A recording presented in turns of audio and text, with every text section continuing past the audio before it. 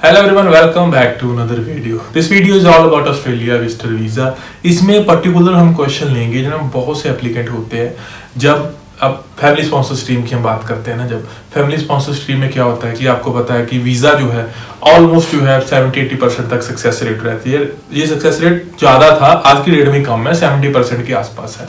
तो ऐसे में क्या होता है कि जो यंग एप्लीकेंट है जिनको नॉर्मल में वीजा नहीं मिलना, प्रोफाइल भी ठीक ठाक है, उनको पता है कि वीजा नहीं आ रहा, ट्राई कर लिया या नहीं भी किया, family sponsor stream with one form 1149 के अंडर अप्लाई करते हैं। स्पॉन्सर आता है, जो स्पॉन्सर होता है वो मतलब थोड़ा सा मैं कंडीशन बता देता हूँ क्या होती है इसकी।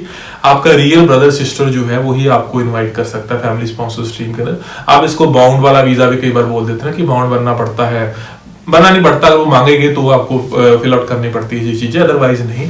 1149 फॉर्म वगैरह फिल करके भेजना होता है। कंडीशंस क्या है, जो इन्वाइटर है वो आपका ब्लड रिलेटिव हो, आपका भाई बहन या आपका बच्चा है, या इवन आपका अंकल आंट भी हो सकता है। ब्लड रिलेटिव मतलब आपके भाई बहन के बच्चे भी हो सकते हैं, वो भी आपको इस कैटेगरी के अंदर इन्विटेशन दे सकते हैं। तो कई बार क्या होता है कि अगर आप कजन हो तो आपके जो मदर है वो सामने वाले के रियल आंट है, मतलब उनकी मदर के आगे सिस्टर हैं, तो आप अगर साथ में लगाते हो तो लग सकता है। और अगर आप किसी के भाई हो जो ऑस्ट्रेलियन सिटीजन या पीआर होल्डर है और आप अपने बच्चों का और साथ में वाइफ का लगाते हो तो भी आप इस कैटेगरी के अंदर एलिजिबल हो जाते हो। तो थोड़े से ऐसे पॉइंट होते हैं, चलो वो फैमिली स्पॉन्सर की डिटेल बाद में कहीं डिस्कस कर लेंगे।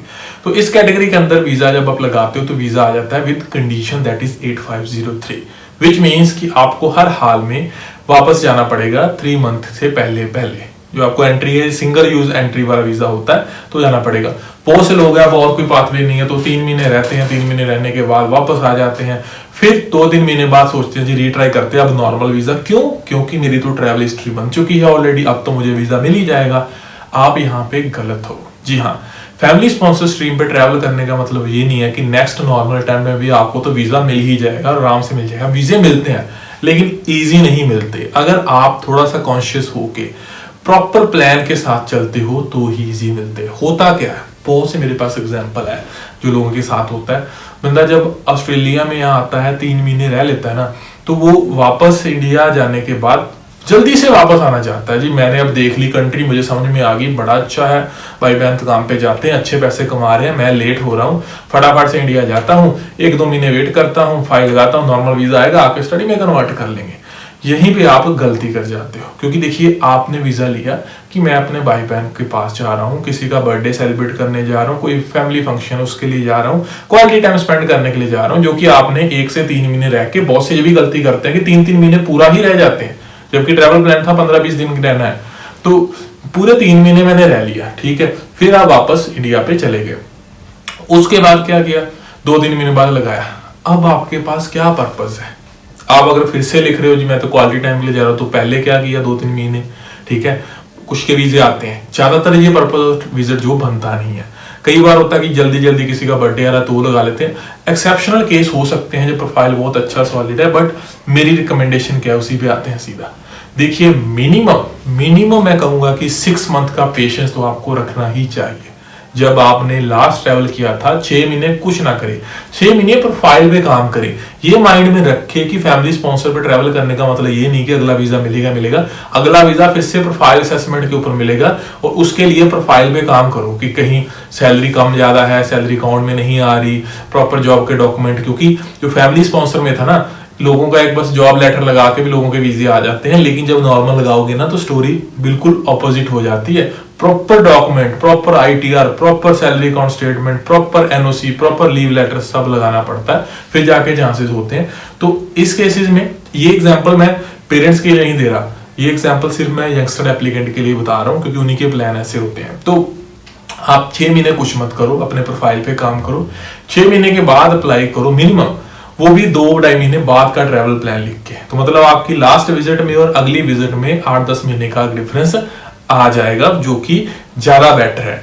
अब फिर आप बना सकते हो थोड़ा सा ट्रैवल प्लान की, हाँ जी ये पर्पज है, उसमें किसी की एनिवर्सरी है, बर्थडे है, या वैसे क्रिसमस न्यू ईयर है, तो वो आप लिख सकते हो। तो सही यही है।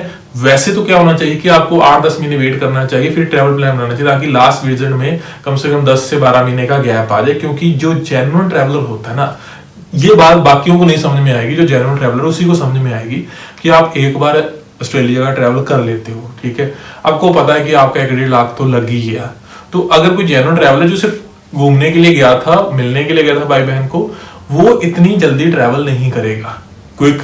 क्यों? क्योंकि उसको पता है 1-1.5 लाख का और खर्चा आ जाएगा, और जब कोई प्लान ही नहीं है ऐसे, तो बंदा इतनी जल्दी ट्रैवल नहीं करेगा, कम से कम 1 साल का गैप डालेगा। ये चीजें वैसी भी समझती है, क्योंकि जब आपने फैमिली स्पॉन्सर वीजा लिया था ना, वो केस आया था ऑस्ट्रेलिया प्रोसेस होने के लिए। एक अंग्रेज ऑफिसर का नाम आपके वीजा के ऊपर लिखा होगा, आपके स्पॉन्सर का नाम भी लिखा होगा, जो आपका भाई बहन है स्पॉन्सर के, उसका नाम भी वीजा के ऊपर आएगा कंडीशन के साथ कि हाँ जी ये आपका स्पॉन्सर है। और जब आप दोबारा फाइल लगाते हो, वो फाइल ऑस्ट्रेलिया नहीं आ रही, वो फाइल दिल्ली में जा रही है। दिल्ली में वही ऑफिसर है जो नॉर्मल वीजा के ऊपर यंगस्टर को बहुत जल्दी डिनाई कर देते हैं। तो ऐसा रिस्क लेना है क्विकली, वो सही नहीं होता। तो ट्रैवल प्लान के ऊपर फोकस करें कि आपका पर्पस ऑफ विजिट जो है वो क्या है। अगर क्वालिटी टाइम स्पेंड करना है, घूमने फिरने जाना, तो इतनी जल्दी ना हो कि 3 महीने पहले तो आए थे, अब फिर से क्या घूमना फिरना रह गया आपका जो पेंडिंग है। जहाँ कोई फैमिली फंक्शन वगैरह आता है, कोई फैमिली में नया मेंबर ऐड ऑन हुआ है, कोई हाउस वार्मिंग की किसी की पार्टी है, किसी का बर्थडे वगैरह आ रहा है, तो इस ओकेजन पे फिर भी आप जो है अगर 6-7 महीने हो चुके हैं उसके हिसाब से लगाओगे तो फिर भी बेटर है। नहीं तो जितना थोड़ा सा और गैप डाल लोगे तो और अच्छा जो है सिस्टम हो सकता है। फिलहाल थोड़ा सा ट्रेंड ठीक ठाक है, तो फैमिली स्पॉन्सर वाले जो अभी लगा रहे हैं तो अक्टूबर मंथ में तो अवॉइड करें, जो मेरी एडवाइस है। क्रिसमस न्यू ईयर का अगर प्लान बना रहे हैं, क्योंकि बहुत से लोग हैं जिन्होंने चाहे 4-5 महीने ट्राई तो करना है, तो मेरी एडवाइस है कि क्रिसमस न्यू ईयर का प्लान बना के ही अटेम्प्ट करना, अगर पेशेंस नहीं रख सकते। बट रेडी रहना, रिस्क जो है फैमिली स्पॉन्सर में ट्रैवल करने के बाद वो इतना ज्यादा कम नहीं हो सकता। नॉर्मल वीजा पे रिस्क ऑलवेज रहेगा, जब तक आप अनमैरिड हो, आपकी एज कम है, आपके फाइनेंशियल ठीक ठाक है, you are always in risk. तो उसका कुछ नहीं कर सकते। जैसे लक कई लोगों का काम कर जाता है, मैंने देखा हुआ है, मैंने प्रैक्टिकली देखा हुआ है कि 3-4 महीने के गैप के बाद भी लोगों ने अप्लाई किया तो वीजे आए हैं, लेकिन वो इतना बड़ा नंबर नहीं होगा कि सबको आ जाए। तो आप अपने एंड से ट्राई करना है, तो कोशिश करें कि स्ट्रॉन्ग पर्पस ऑफ विजिट बना के, स्ट्रॉन्ग ट्रैवल प्लान प्रेजेंट करके, स्ट्रॉन्ग फाइनेंशियल शो करके ही लगाएं, ताकि आपका जो वीजा है वो इजीली निकल सके, आपका वीजा आने के चांसेस जो है वो इंक्रीज हो सके। तो आई होप आपको क्लियर हो गया होगा कि कितने टाइम के बाद, फर्स्ट ट्रैवल के बाद आपको फाइल अप्लाई करनी चाहिए। स्टिल कोई क्वेश्चन है, do message on Instagram, link आपको डिस्क्रिप्शन में मिल जाएगा। डायरेक्ट फोन पे बात करनी है तो वो पेड सर्विस है, उसके लिए भी आप इंस्टाग्राम पे मैसेज कर सकते हैं। बेसिक क्वेश्चन कमेंट में पूछो, फ्री ऑफ कॉस्ट आपको आंसर मिलेंगे। और वीडियो के लिए चैनल को सब्सक्राइब कर लो। मिलते हैं नेक्स्ट वीडियो में, till then bye bye. Just a boy, Christmas brought so much joy. Couldn't wait for the presents and laughter. I couldn't sleep late at night, looking for